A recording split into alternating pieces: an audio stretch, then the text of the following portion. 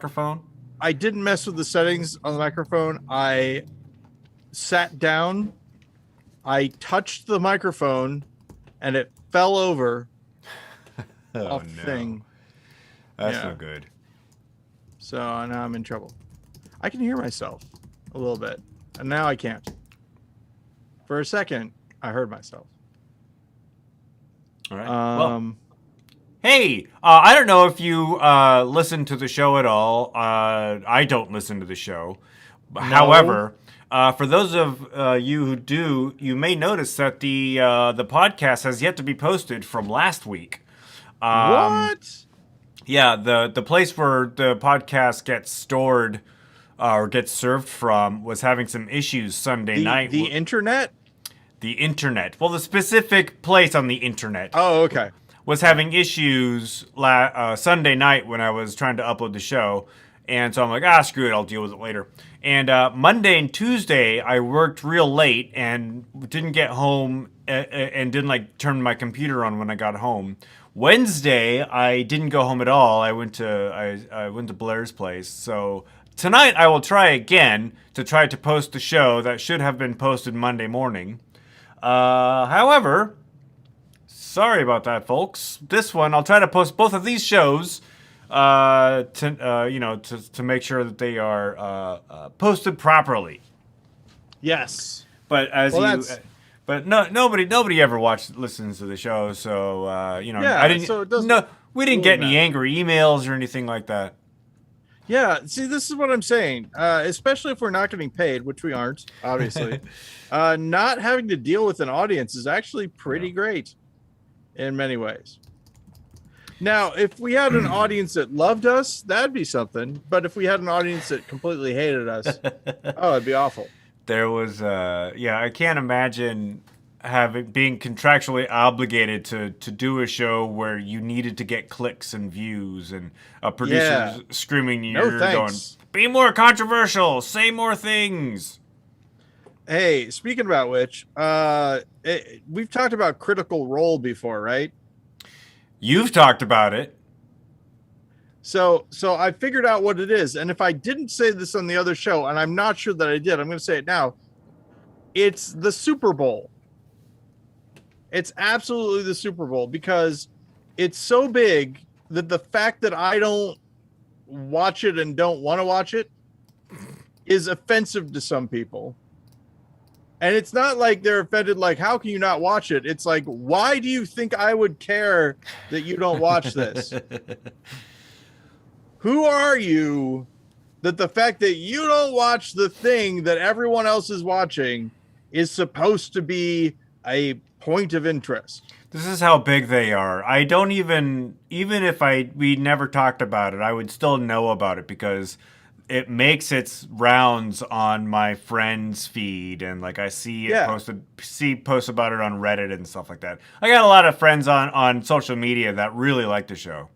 And like the Super Bowl, the fact that I don't watch it doesn't stop it. This is exactly what you're saying. Doesn't stop it from being on every third thing that I look at.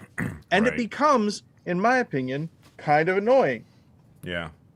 You can opt out on Twitter by muting hashtags or whatever, but you can't do it on TikTok. But here's the thing.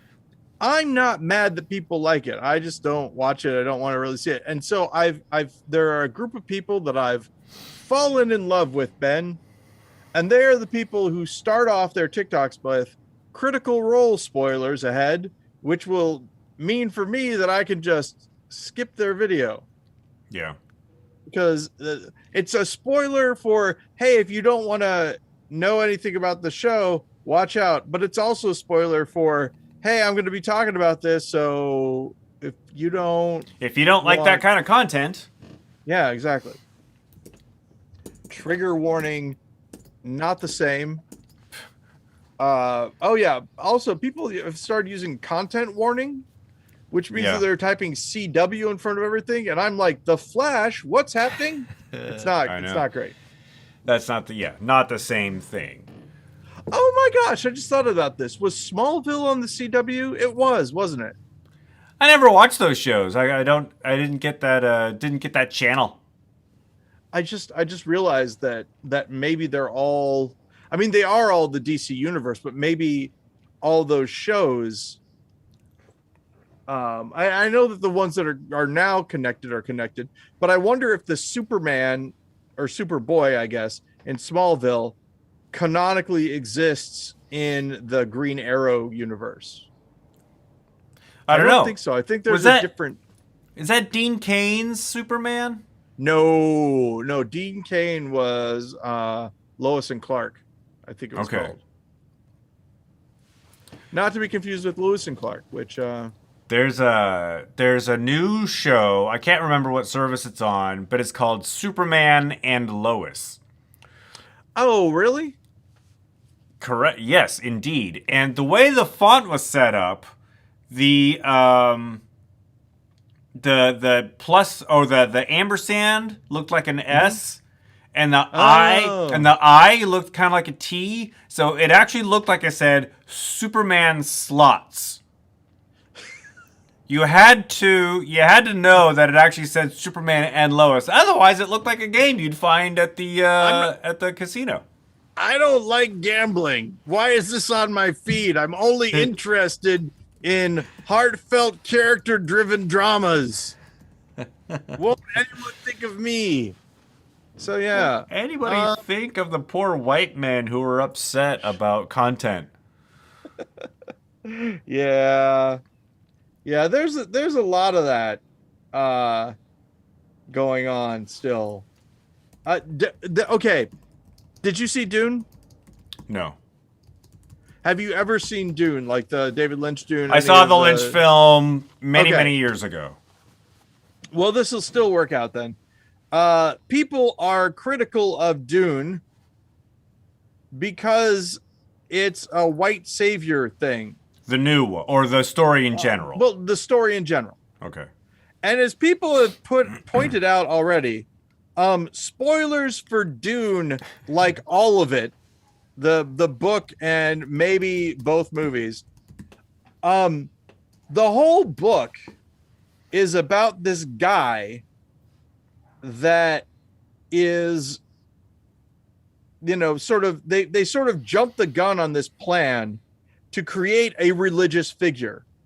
And Yeah. these people have throughout the age, like a very long game, right? Of putting in legends about this savior who's going to come, and then are genetically creating this savior through interbreeding of people and all this kind of stuff. And so it is talking about the white savior thing, but it's a story about that whole concept, that whole trope. It's they're engineering this thing in real life. And so you can't talk about it.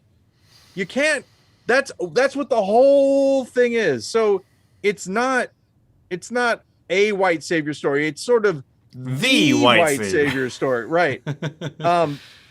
But self-aware, and I don't know. I mean, it's something you can definitely criticize. That is an idea, but it's like if I were to write a story about, I don't know, let's say genocide, right? And it was a story about people who were performatively committing genocide so that people would think that they were evil, so that because they have to be evil in order for this good person to fight them, right? The whole idea is that this group, I'm just making this up off the top of my head. Yeah. Don't steal it, people. Oh, I'm not stealing it. It's completely it's Mr. Glass from Unbreakable. So I'm all right. Someone sets out to actually become a villain so that there will be heroes, right? Yeah. You can't talk about you can't take the villains out of that story. You can't not have someone do villainous things because you're talking about that thing. and you're examining the larger construct and all that. So yeah, that's my only point, I guess, is that yes, your criticism is valid. That is exactly what it is. And if you don't want to watch that kind of thing, that's fine. There's plenty of other content on online or available elsewhere. This is a story about which I am not interested. Thank you very much. Totally good. But it's doing it for a reason. The reason that they're doing it is because of how they're doing it. I know how you like to, I know how you like to defend white savior stories, Paul. You don't have to mask it. Yeah, it's really big. Did you know that Jesus, Ben, possibly not white? I've heard that before. Wait, what? Not according to the picture on my grandma's wall. But not the Jesus that I believe in. Speaking of that, angry white dude. I have I've 2 episodes left of Midnight Mass. Hey, Midnight Mass. Yeah, I probably not going to finish it tonight, but I'll finish definitely tomorrow night. I'm going to do my old joke, Ben. Turns out his wife did it. Whenever there's any show, and I encourage everyone, whenever there's any show that well, actually, this is what I can. Can I say it? Can I say it? Can I say it? I believe I can. One of the things I like about Midnight Mass is that it's no spoilers for the final 2 episodes. No spoilers for the final 2 episodes, okay. and spoilers maybe for Midnight Mass, but I don't think so. They're kind of upfront about a lot of stuff. There's some stuff that a lesser TV show, in my opinion, would try to hide and keep secret, right? They do a really good job of letting you know things at a time that it serves the story, in my opinion. Yeah.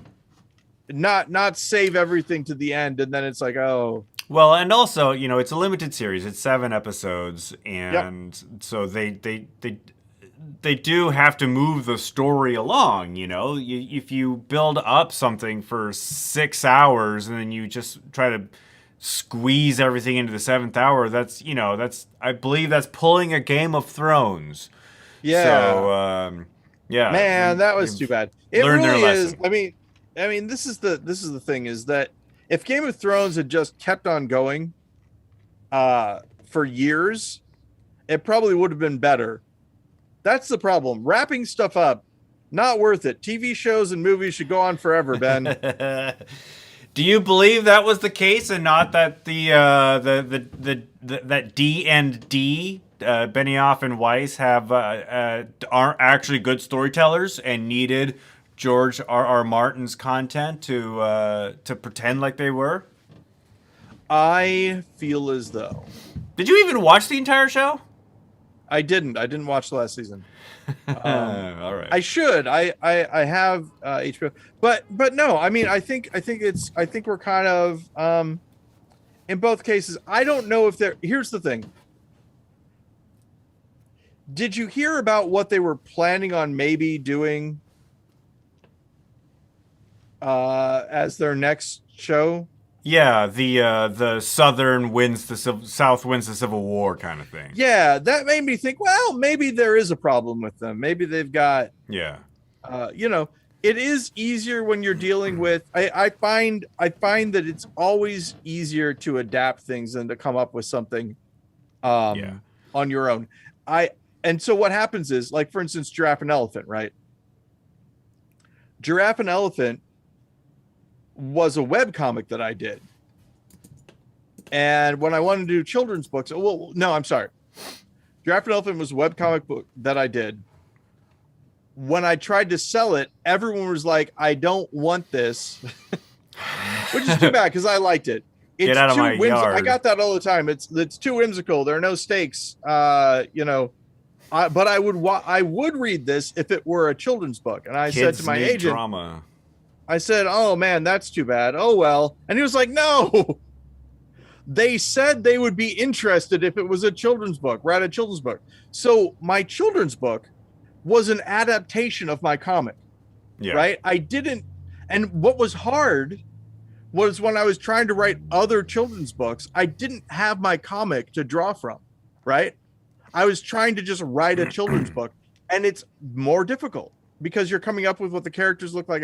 What I should have done, and what I'm thinking about doing, I'm not going to try to sell children's books anytime soon. But what I should have done is I should have just drawn doodles for a really, really long time until I got characters that I liked, and then gone, okay, here are my characters. Instead of trying to write the whole book from scratch at the beginning. That right now in this moment, I am realizing that was my problem. Until you and I had this conversation today, Ben, I did not know that that's what the problem was. But I'm realizing that, yeah, I was adapting characters that I had created for this webcomic and writing a children's book using them as, so I already kind of knew what they were like in my head, and I already had ideas. You had years of character development. Right, exactly. Development. And so trying to start, I'm just going to write a new book off of scratch. Not good.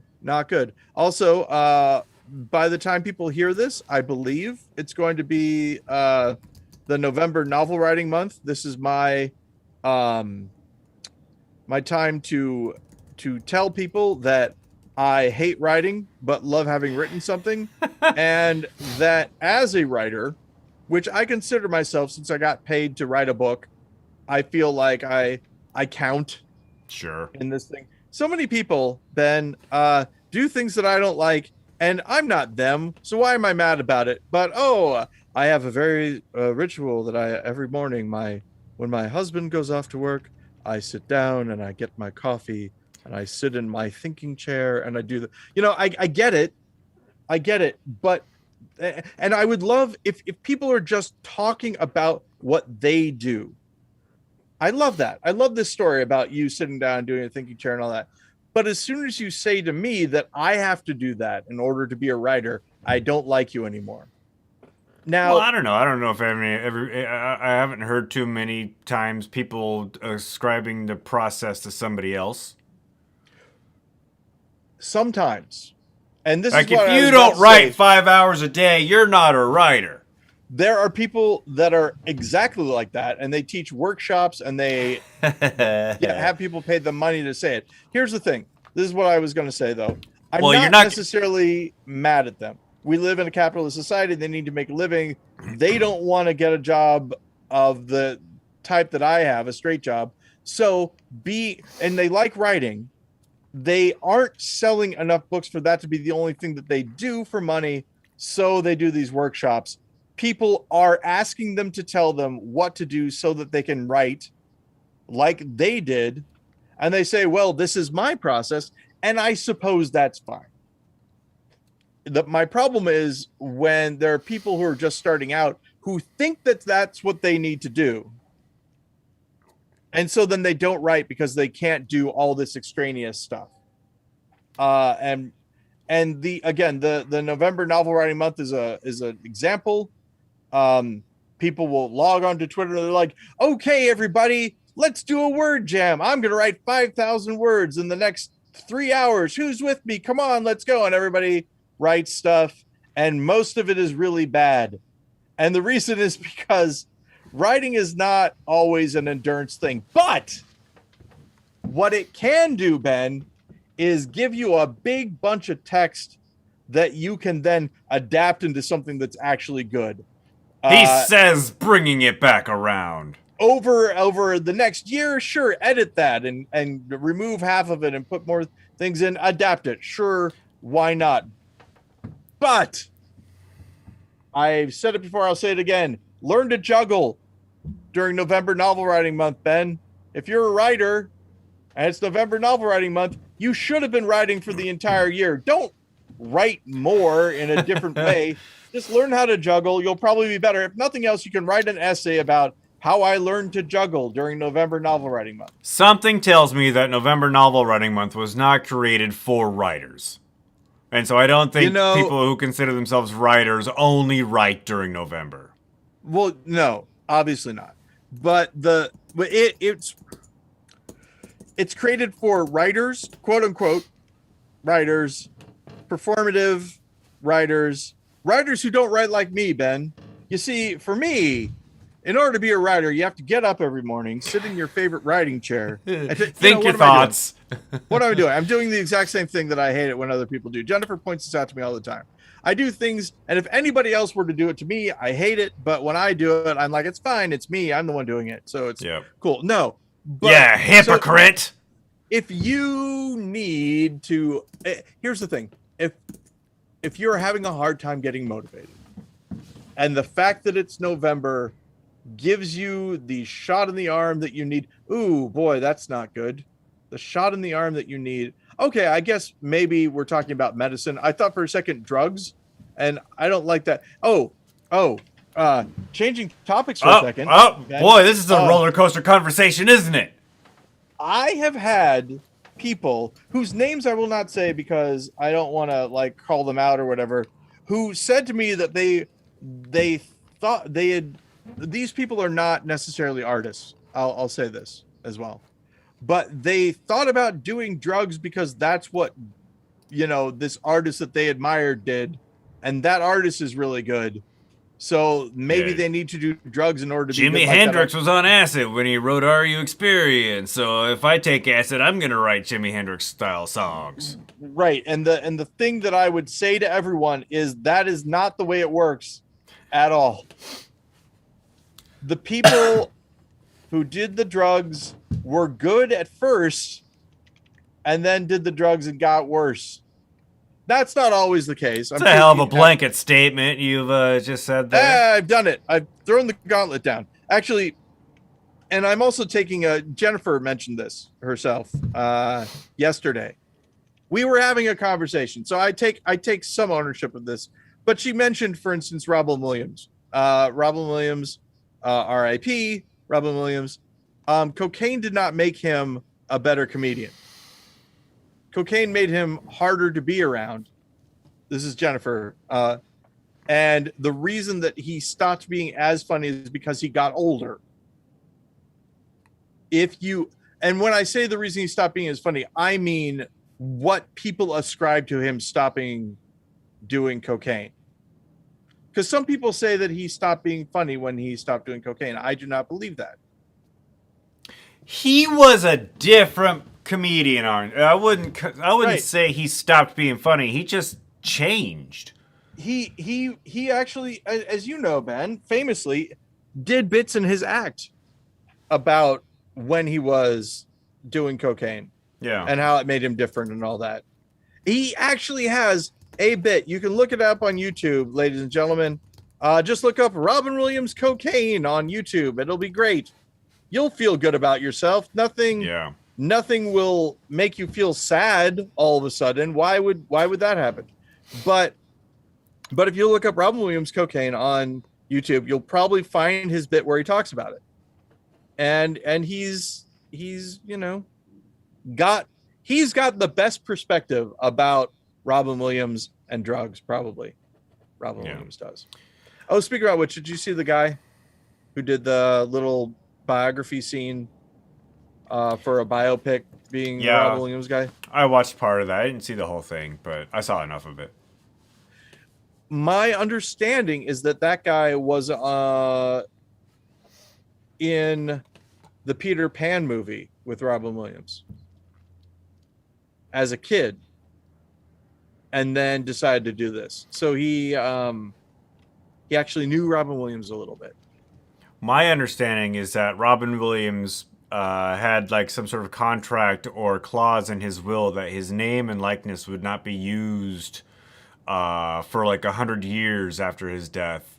And so this bit that this guy did, the sort of biopic test, will never get off the ground into a full feature because the Williams estate won't allow it.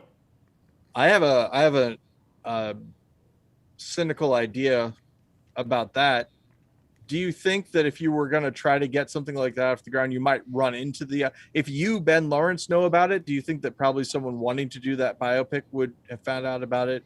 If I know about it, chances are the people who are in the position to make something like that also know about it. So why did he do it?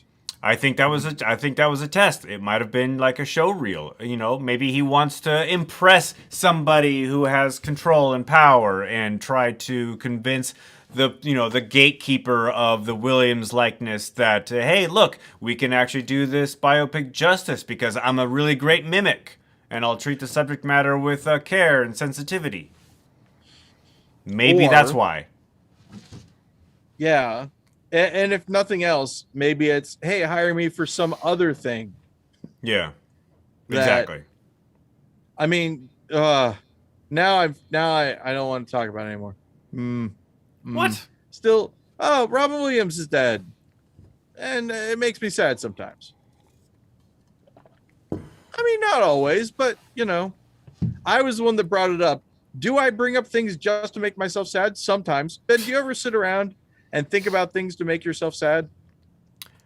I can't say that I consciously think about things to purposefully make myself sad. That just sort of happens automatically. I mean, for me, right? I think about things that make me cringe, feel embarrassed. Oh yeah, I mean, especially when you're trying to go to bed at night. Oh yeah. Bad things that I've done. That's one thing. But there's also the only way I can talk about it is like if it's, especially if it's a rainy day and you're sitting around and you just want to be melancholy, right? Sometimes you don't want to feel good. You want to feel melancholy. So you think of an old man who loves his dog and calls his dog to come and sit with him. And the dog has been dead for 10 years. And is so old and so sad. And the old man goes down to pick him up and realizes that the old man is so weak that he won't be able to lift the dog up onto his lap like he used to, and just pets the dog and tells the dog it's okay. That makes me sad. And why do I think about that? Don't know. You just want to be sad for some reason. You want to feel that emotion. Yeah. There's a song called You Don't Bring Me Flowers. I don't know if you know it. You don't bring me flowers. Yeah. And so whenever I hear that song, Ben, this is a bummer for everyone listening. Sorry. I have this the story of the song, which, keep in mind, I came up with it in my head when I was about 8 years old. There's a walrus that always comes up onto a beach, and this little girl makes a little flower crown for the walrus, or a little necklace, depending on how many flowers she can find, like clover flowers and stuff, puts it on the walrus, and the walrus is happy and goes back into the ocean. And then the girl dies, and the walrus keeps on coming out to the beach waiting for the girl to come to bring him flowers, and she doesn't because she's died, and the walrus thinks that she doesn't love it anymore. And I was a little kid, I would think about that, and I would get really sad. That's some dark Shel Silverstein stuff right there.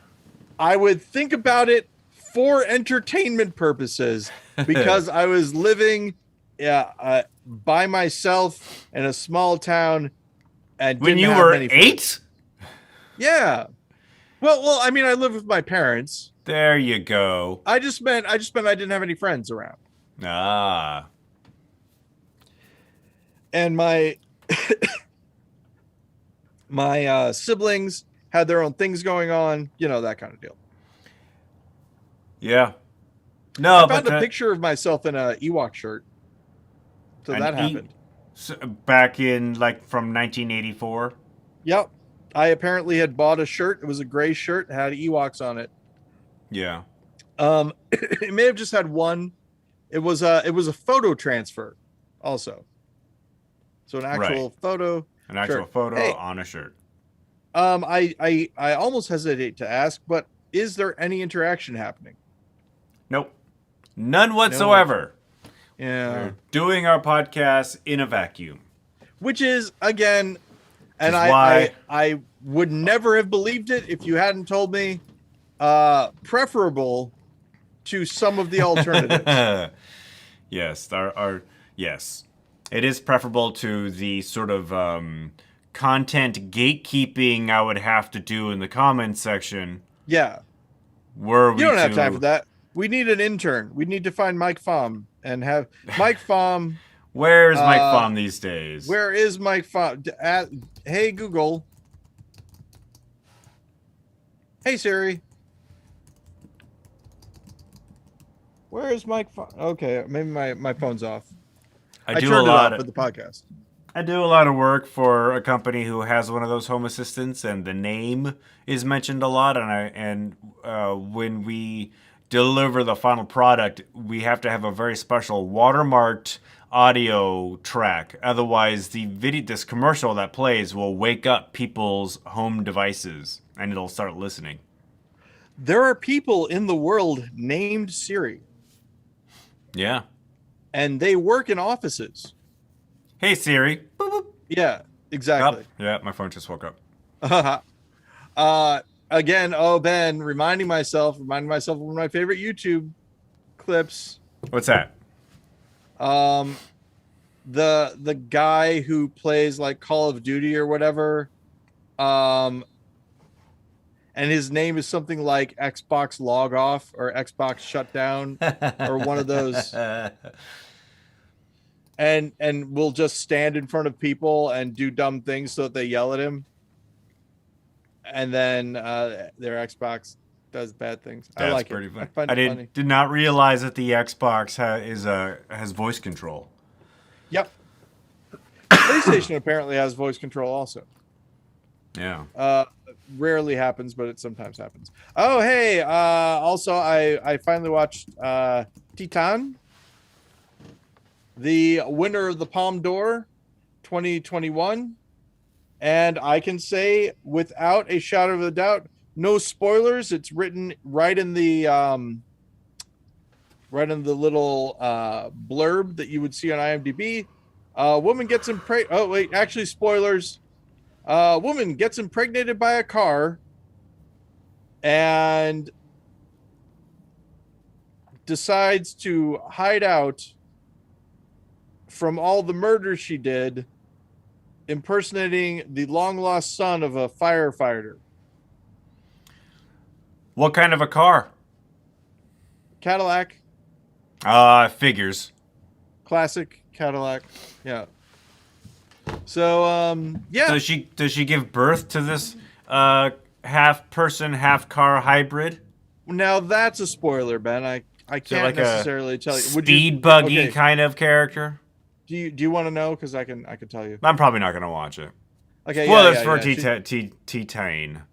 Okay, yeah. Spoilers for Titan. So some sort of a gross Cronenberg amalgam.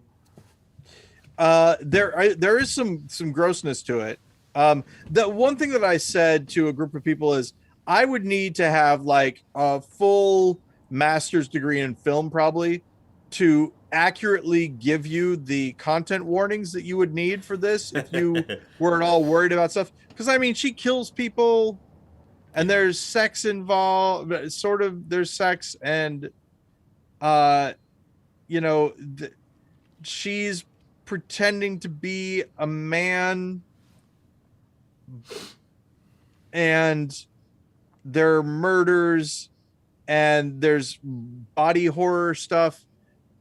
But in the end, the firefighter realizes that for a long time he's in denial, claims that she's his son, all this kind of stuff. In the end, he says something like, no matter who you are, you're my son.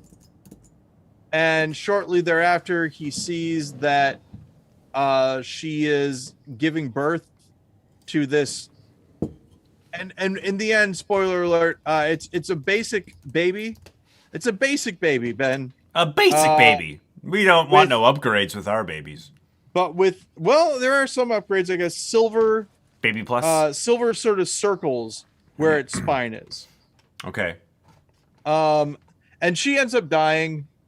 And he ends up, Spoilers. with her when she dies. Well, we said spoilers. Maybe I want to watch this. Okay, well, you should. It's not going to ruin. Here's the thing. This is one of those things where it's not going to ruin anything. Okay. Knowing what happens in this film will not ruin any of it. It's in the telling of it more than anything else. That's where the magic is. Yep. Which is good. I was just thinking, Ben, that if you and I were to ever perform like live together again, Never gonna happen. probably not. But if it did, and you grew a mustache, we'd be two mustache guys. I was just gonna say your mustache is coming in nicely there, Pearl Goody. I can't grow a mustache. We've talked about this. We've talked about how I cannot grow a mustache before. Oh yeah, then people would be comparing our mustaches too much. I wouldn't put you through that. That's too bad. Oh no, I want to have a beard again, but I still, the pandemic's still a thing. Oh, this is a problem. San Francisco Chronicle, I believe, put out a story saying that the top medical guy said, "This is it for COVID. This is it. This is it. We've done. Reached, yeah. Well, We've and here's peaked the thing. COVID. This is the problem. He was talking about San Francisco specifically. Like they ran the numbers, they did all this stuff. San Francisco, pretty much, this is as worse as it's going to get. It's going to go down from here. Yeah. People in other states are using that article to be like, haha, COVID's over. And it's like, buddy, no. Are you sure? Are these people who are saying, haha, COVID's over because San Francisco said it, are you sure these people aren't the ones who have said previously COVID's a hoax? Oh, no, Drum they are. up by the Democrats to make Trump thing. lose the election? I think I've mentioned this before. They're the people who say COVID is a hoax and also China did it. This is the thing that's crazy. And you ask them about it, right? You're like, okay, so either it's not a thing or China did it. Which is it? And what they will say, because, at least what a few people who I have asked have said is, well, it is a thing, but it's not as big of a thing as people are saying. And the thing that isn't as big as people are saying, China did that. And you say, well, why did China do it? Oh, China did it intentionally. Why do they do it? To destabilize the United States.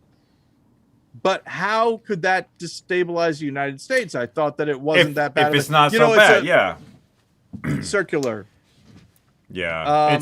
It's one of it's one of those things that's like, when the former president would say, I didn't do that, but if I did, it would not have been illegal. Yeah. Exactly. So, but again, I do still hold to the idea that people are okay with it when their guy does it. If someone who wasn't that guy was saying the same thing, they would not be getting that leeway. And so I have to watch it on my side too. Well, who am I? It's always harder for me when someone that I admire is saying something that because I get that little itch, I get that itch of, oh no, this may not be exactly right. I mean, it's one of those things where it's like it's people gave the last president a lot of leeway because they were on the same political spectrum. And so if he said something they didn't want to hear, he's already still on that side. Whereas if we hear something from like one of our guys and, if Biden came out and said, I don't think gay marriage should be legal, we'd be upset, but it'd be like, well, at least he's not calling for, them to be fired from their jobs. Right. The one thing I'll say is that the thing that I've noticed a lot. Sorry, Edward just was jumping down, so there was a little bit of a precarious situation for a second. When people say, oh, like Alex Jones is a good example, right? So Alex Jones can say to people, well, I am playing a character, I'm doing a bit, and then immediately go back on a show and say, I told them that I was doing a bit, but I'm not doing a bit. This is who I actually am. And people will agree with it. People will be like, oh yeah. And the people who don't consume that media won't know about that part. And the thing is that even if they did know about that part, and he'd go back and say, "Well, no, I really was kidding." It reminds me of the audition sketch that Mr. Show has. Oh Which, yeah, by the yeah. way, ladies and gentlemen, if you have not seen the audition sketch, you should check it out. Pretty brilliant. It's really good. It's also Um, it's also kind of stressful in a way because you put yourselves in the character of like the auditioner, the audition, yeah, yeah, the people behind the desk, right? yeah, And so like they're like, is this part of, or are you just, is this? yeah. You tell me, man. I don't know. Um, Yeah. I started doing this, and I believe that there are several. I think Jennifer might have done this before too. Sometimes you go into auditions and you just do a monologue that isn't from anywhere. What do you just You've make just something up? created this monologue to do for this audition. There was one that I did from a movie from I'm doing the part of angry John from Roomies, and it's just John yelling at someone for spilling Kool-Aid on his table. But it was just a thing that I wrote. I had it memorized so that I could, do that. There was one that did not do me any favors that I wrote, where this guy is attracted to Jack Lemmon, and he's complaining about how Jack Lemmon is trying to make him fall in love with him, and he finds it incredibly offensive, and it is not a good monologue, I would say. I thought it was good at the time. It is not good. The And I last used time, it. go ahead, finish your Oh no, thought. and I used it for a thing, and I didn't get the thing. And to this day, I'm like, it's because that monologue was bad. And if I had just learned a different monologue, it'd be fine. Well, I mean, people who run auditions don't have you do monologues because they want to see how well you can memorize a certain piece, right? They're looking for, can you act? The memorization is Yeah. part of it, but like, can he do this bit from Voltaire word for word? I think the last monologue I did for an audition was a joke that I heard on the radio. Oh, And can you remember it? I cannot remember it. I could look it up and tell you and recite it, but I cannot do it from memory. It's been Well, 10 but do years. you remember kind of what the joke is about? Yeah, it's about a guy who is it somebody who misses out on a parking space and he calls the other guy a jackass. Oh no, it's a phone call. Let me see if I can actually Google it because I looked it Okay, up. all right. I actually looked it up and like transcribed it and learned it. Yeah, I'm not gonna be able to find it while I'm talking, but yeah, I heard it on the radio and I just thought it was really funny. And I went to audition for this play, and I didn't care. I was like, 10 years ago, I'm like, I don't want to do a play. I don't even know why I'm here. So I'm just gonna do my monologue. Is just gonna be this joke that I heard on the radio a couple weeks ago, and surprisingly, I didn't get the part. I don't know how they passed me up because I'm so great and I delivered the joke perfectly, but I didn't get the part in this Shakespearean play. I don't know. I don't even remember. Oh, But yeah. well, I don't. I still remember I auditioned for a thing that was a Hanukkah thing, and I decided that I was going to do like a New York Yiddish accent. And that was a bad mistake. That wasn't cool. That was something that it like if I had a time machine, that might be one thing that I would do is I just show up, put a hand on younger Paul and say, "Hey, Yeah. don't." I've. In fact, Paul, from this point forward, any audition you do, don't do an accent a- I'm. at all ever. Yeah. I shudder to think of all the times I've stepped in it, whether even in an audition space or just casual conversation and not knowing any better. Oh man, I mean, I was in a sketch comedy troupe in the 90s, right? A Yeah. couple times. And yeah, talk about I'm glad the internet wasn't around at that time. I know. I worked for this photography company 15 years ago, and I'm still friends on Facebook with a lot of my former coworkers there. And one guy posted some pictures of a photo shoot we did, like in the office. We were probably like testing out camera setups or something, and I had no recollection doing this whatsoever. Like I'm scrolling through Facebook this morning, and I see this picture of me. And I'm like, when was that? And it was an obvious photo shoot. It wasn't like a candid shot where I didn't know somebody was taking. It was like, I'm on a set and, looking at the camera and no recollection whatsoever of taking this picture. And it got me thinking, how many things out there of me are there where if like, you and me. Yeah. Like I remember a couple of things that I filmed, like videotaped for other people that I do not remember at all. Like I just remember that I did them. I don't remember what the content is. I don't remember any of that stuff.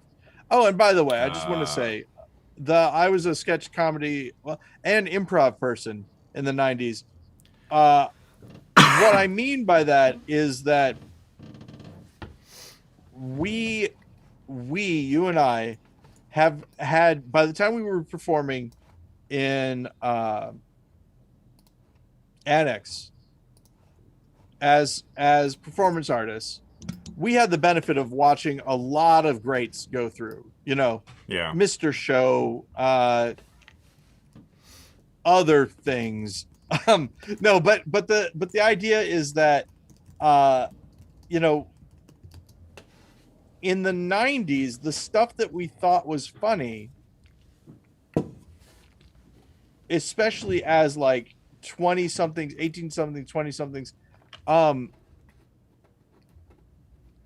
would today seem really slow, seem really ponderous. I think I could be wrong, but comedy has gotten better, a lot better.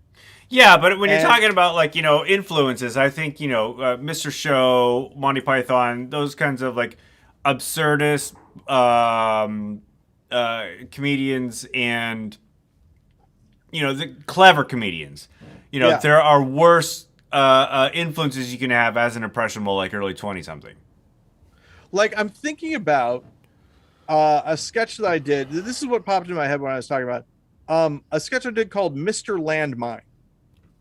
And the whole purpose of Mr. Landmine is that I'm on stage, some guy steps on him, some guy steps on me, the character I'm playing, and then I go off on a little thing where I'm trying to convince him that I'm a landmine. And it starts out he hasn't stepped on me, and I warn him not to step on me because I'm a landmine. And then we get into an argument about stuff. And then he finally steps on me and he said, there, see, you didn't blow up. I say, maybe I'm a pressure mind.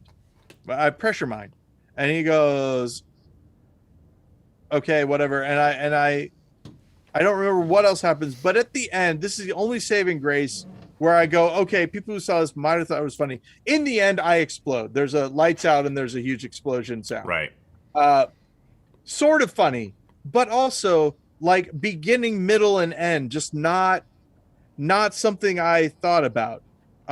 Flow, anything like that. So that's what I'm saying. So many sketches that just, hey, let's just do the middle part that I think is funny, and then nothing else. I found the jackass joke. Okay. So this joke I heard on the radio, Pat Cashman said it. I don't know who wrote the joke. But I found it, probably the same script I'm about to read, and I did this at an audition and did not get the part. Okay. Let me put this in a better place to look at it. All right. I was sitting at my desk making call to customers. I dialed a number of who I thought was a woman, and a man answered nicely saying, hello. I politely said, this is so-and-so, and could I please speak to, and I gave the person's name. Suddenly, the phone was slammed down on me. Couldn't believe that anyone could be that rude. I managed to track down this customer's correct number and called her up, and apparently what had happened was she had transposed the last 2 digits incorrectly. Sidebar, I don't remember this little bit about the gender swapping, but whatever. After I hung up, I spotted the wrong number still lying there on my desk. I decided to call it again. When the same person answered, I yelled, "You're a jackass!" and I hung up. Next to his phone number, I wrote the word jackass and put it in my desk drawer. Every couple of weeks when I was paying bills or had a really bad day, I'd call him up. He'd answer and I'd yell, "You're a jackass!" and it would always cheer me up. Later in the year, the phone company introduced caller ID. This was a real disappointment for me. I would have to stop calling the jackass. Then one day I had an idea. I dialed his number, then heard his voice. Hello? I made up a name. Hi. This is the sales office of the telephone company, and I'm just calling to see if you're familiar with our caller ID program. He went, no, and slammed the phone down. I quickly called him back and said, that's because you're a jackass. The reason I took the time, A couple weeks later, there was an old lady at the mall, really taking her time pulling out of a parking space. I didn't think she was ever going to leave. Finally, her car began to move and she started to very slowly back out of the slot. I backed up a little more to give her plenty of room to pull out. All of a sudden, this black Camaro came flying up the parking aisle in the wrong direction and pulls into her space. I started honking my horn and yelling, "You can't do that, buddy. I was here first." The guy climbed out of his Camaro, completely ignoring me, and walked into the mall. I told myself, this guy's a jackass. There sure are a lot of jackasses in the world. I noticed he had a for sale sign in the back window of his car, so I wrote down the number. Back in my office, I noticed the phone number of the guy with the black Camaro. I thought I'd better call this guy too. After a couple of rings, someone answered the phone and said hello. I said, is this the man with the black Camaro for sale? Yes, it is. Can you tell me where I can see it? Yes, I live at 1802 West 34th Street. It's a yellow house and the car is parked right out front. I said, what's your name? He said, my name's Dan. When's a good time to catch you, Dan? Well, I'm home in the evenings. Listen, Dan, can I tell you something? Yes. Dan, you're a jackass! And I slammed the phone down. After I hung up, I added Dan's number to my speed dialer. Now, when I had a problem, I had 2 jackasses to call. After a few weeks of that fun, I gave the problem some serious thought and came up with a new solution. First, I had my phone dial jackass number 1. A man answered nicely, saying hello. I yelled, "You're a jackass!" but I didn't hang up. The jackass said, "Are you still there?" I said, "Yeah." He said, "Stop calling me." I said, "No." He said, "What's your name, pal?" I said, "Dan." He said, "Where do you live?" I said, 1802 West 34th Street. It's a yellow house and my black Camaro is parked out front. He said, "I'm coming over right now, Dan. You'd better start saying your prayers." And I said, "Yeah, like I'm really scared, jackass," and hung up. Then I called jackass number 2. He answered, hello. I said, "Hello, jackass." He said, "If I ever find out who you are, you'll what? I'll kick your butt." Well, here's your chance. I'm coming over right now, jackass. And I hung up. Then I picked up the phone and called the police. I told them I was at 1802 West 34th Street and then I was going to kill... Whoa, and then this got dark. I should really learn to read before. I was at 1802 West 34th Street and I'm going to get into a fight. Another quick call on Channel 13 about the police action going on down at 1802 West 34th Street. After that, I climbed into my car and headed over to watch the scene. So, apparently this got real dark at the very end that I didn't realize as I was reading it, and I'm pretty sure I took that part out when I did my audition. But there you go. That's the jackass joke. Speaking of jackasses, hey, Betty! Betty's not a jackass. What? What's that? Something's happening. I don't know if I don't know if Betty is coming or not. All right. They may be coming. They may not be coming. Maybe you're not. But anyway, so yeah. That's good. I like that. Yeah, it's fine. I have a dentist appointment tomorrow morning at 7 a.m. Aha, fix- 7 a.m. Time to go to the dentist. Finally to fix my broken tooth.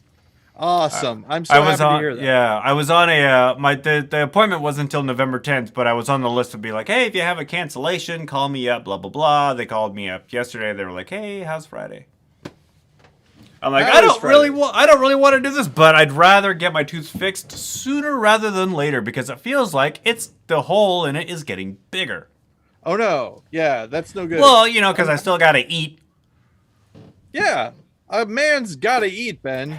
A man's got to eat. Anyway.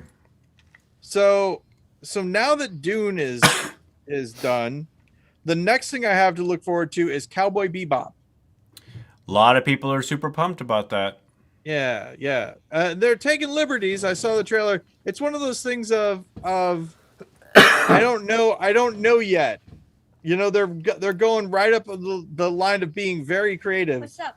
Hey, the only time I've ever seen Cowboy Bebop was at your house, Paul, in South Park. It's good. And oh yeah, that's when I had the projector. I think I used to play it against the wall. Hey, it's Betty. Hello. Hey, Betty, how's it going? Betty, you were talking about going for a walk after we're done with the podcast. Yeah, that's canceled because it is raining. That's what I was wondering. I wondered if it was still raining. It is still raining. Betty is it also and I are dark trying to be over there? healthy. What? Oh yeah?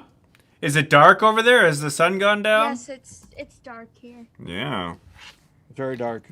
How are you and your dad trying to be more healthy? Well, By I haven't going- been doing much, but ask Dad what he's been doing to try to be more healthy. I haven't been doing anything Oh, we've been aside from walking. walking. Yeah. There you go. Yeah, Well, walking. I'm eating salads now. Hmm. Salads are actually good.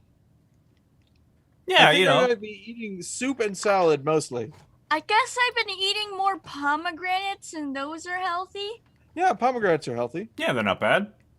I have spent the past few hours of my life playing Deltarune, which is fun. Oh yeah, Betty lost the Switch Yes. and has found the Switch. Oh, good. So it didn't leave the house. It was just somewhere in the house. Yes, it was under something, Uh-huh. which is always my worst enemy when it comes to me finding things, is when things are under other things. Me as well. Yes. I think that's called fridge blindness, based on when you open up the fridge and you can't see the mustard. But the mustard is right there, but you can't see it for some reason. Oh, see, for us, as soon as something it gets in a drawer or has a piece of paper over it or anything like that, it no longer exists. There's no object permanence in the Goody Pratt household. Oh yeah, also, because I don't want to, when you're done with your podcast, you're gonna gut my pumpkin. No. Well, I was gonna ask Mom to do it, and she was cool with it, but it hurts her hands. It hurts my hands too. Hmm. Here's the thing is I have a thing underneath one of my nails Oh, and okay. it hurts. Do it with your left hand. But we'll work it out. We'll work it out. We'll come up with something. Yeah. Because I don't want you to suffer. Or do I? No. Oh, the truth comes out. No. Well, other than that, I don't really have any news. We went to a band competition and we got 5th place. Nice. Overall, 5th place overall. 1st place in the division. Ah. 5th place out of 45 bands. Well, that's 41, actually. Oh, 41. I've Even said better. 45. Yeah. Even Uh-oh. better. Someone's gonna get me. Hey, speaking about someone getting me, Ben, it's an interesting time here on the GudeLaurance podcast because we are coming to the end of the podcast and Betty is still on, so we're gonna be able to all sign off together. All right. this Well, keep it wrong, Betty. Goodbye. Yeah, keep it wrong. Betty, you gotta say keep it wrong. No. Oh my gosh. I tried, Paul. I tried. I yelled, "Keep it wrong" to Betty. No, and I told her that she had to, and that was the mistake. Yeah. If I had told her not to, she might not have done it either. It's very. Is there citywide trick or treating on Saturday this year? Is Saturday Sunday is Halloween, but I seem to remember you all. Yeah, it would not be doing Saturday. it on the day. But Betty has a band competition, so. Oh, there you go. Yeah. We are going to. Our porch light is out, so I don't know how that's going to work. I think you need to fix it. Yeah, probably so. We'll take a look at it. But yeah, that's about it. Anyway, great. Yeah, nice talking to you, Ben. And until next time, please keep it wrong.